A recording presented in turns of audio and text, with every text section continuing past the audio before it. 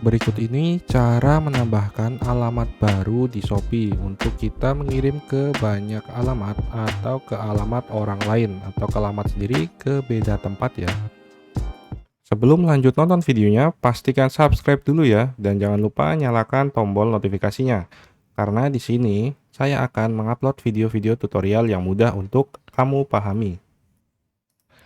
Cara menambah alamat baru di Shopee itu gampang banget. Teman-teman langsung aja ke bagian saya di profil, kemudian pilih scroll ke bawah.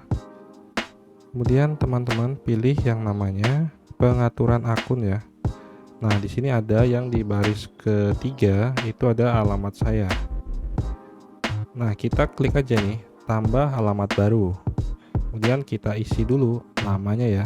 Saya isi sebentar nama saya di sini ya. Nah, teman-teman juga langsung aja isi di sini sesuai dengan alamatnya. Misalkan kontak namanya, nomor HP, alamat lengkap, dan nama jalannya. Di sini kita suruh PIN ya. Kemudian teman-teman tentuin juga nih, tandai sebagai rumah atau kantor. Kemudian ini sebagai alamat pengembalian atau alamat utama, saya aturnya sebagai alamat utama aja ya. Kemudian kita kirimkan. Nah, ini sudah menjadi alamat kita ya.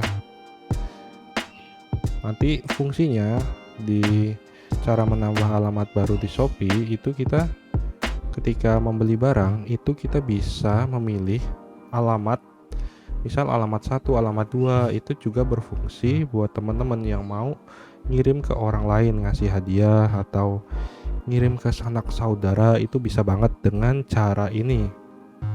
Atau jika teman-teman dititipin belanja itu bisa pakai cara ini nih. Mudah banget ya cara menambah alamat baru di Shopee. Itu juga sangat berguna jika teman-teman ingin beli COD karena kita harus memilih alamat yang sesuai untuk bisa belanja COD di Shopee secara gratis ongkir. Nah, untuk mendapatkan gratis ongkir di Shopee, belanja COD bayar di tempat, uangnya cash, itu teman-teman bisa cek video yang ini ya, nanti saya update. Gimana, cukup mudah kan? Coba di komentar yang masih kebingungan. Jika sudah berhasil, tolong di subscribe, di like, dan disebarkan video ini ya.